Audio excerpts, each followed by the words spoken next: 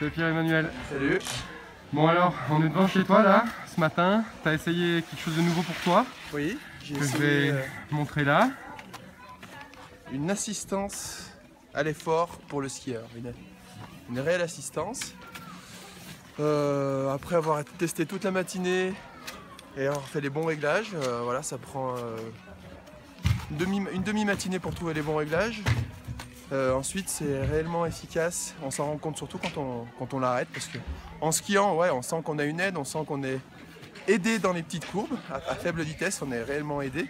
Dans les longues courbes à haute vitesse, un petit peu moins, mais ça c'est pour les très bons skieurs. Mais pour le skieur qui souffre un petit peu des cuisses, des articulations des genoux, c'est très efficace, parce que quand je l'ai arrêté, j'ai eu mal aux jambes 2 fois plus tôt au milieu de la piste, alors que je pensais pas. Et c'est vraiment à la dernière descente, quand je l'ai arrêté, que je me suis rendu compte de l'efficacité du truc, vraiment. Et du coup, après on le remet et on ressent de nouveau des choses, l'aide. Dans les petits virages lents, mais même techniquement, ça aide les skieurs moyens ou les skieurs qui veulent pas trop forcer. C'est vraiment une assistance même musculaire, parce que la spatule elle s'inscrit bien dans la neige. Donc voilà, c'est facile à installer, c'est pas gênant à porter du tout. Voilà, en 2 clics on le désactive pour monter au télésiège. Je vais le vendre dans mes magasins. Voilà, parce que c'est pas un gadget, on a le vélo électrique pour les randonneurs l'été, et ben on a ça pour les skieurs l'hiver. C'est la même assistance. Voilà. Le ressort est très efficace. Il y a plusieurs moyens de le régler, il y a plusieurs puissances en fonction du poids et du niveau aussi de la personne, je pense. Et même moi, on l'a réglé du coup un peu moins fort que mon poids, parce que c'était plus efficace comme ça, et j'ai trouvé ça super, vraiment. Ça te renvoyait suffisamment fort. Ouais, mais voilà, faut faire plusieurs descentes, parce qu'au départ ça renvoie même un peu trop quand on n'est pas habitué. Donc quand on est en décharge un petit peu en changeant d'appui, et ben on est un petit peu perdu, parce que le truc il pousse. Donc faut faire attention à ça, hein.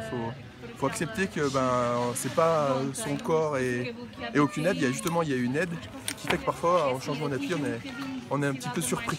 Mais après 4 ou 5 pistes on oublie. Parce que je pense que le cerveau aussi travaille et s'adapte à cette aide, vraiment. Les conditions s'y prêtaient bien. On a eu un peu de la neige dure par endroits.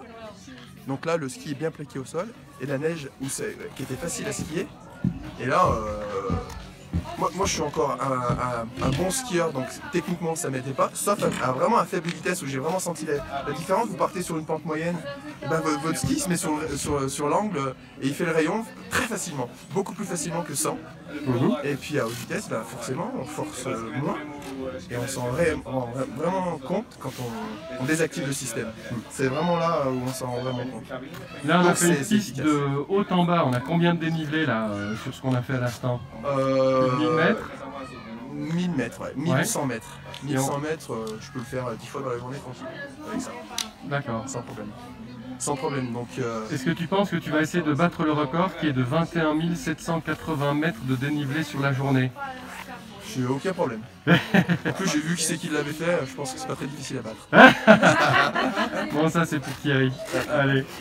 Je te remercie en tout cas, c'était super sympa. C'est moi, merci beaucoup. Et puis on retrouvera donc le ski moto dans ton shop, là, ici à Valseny, avec Dalsin Shop. Et toi et ton frère, allez vous en occuper, c'est super. Ouais, c'est clair.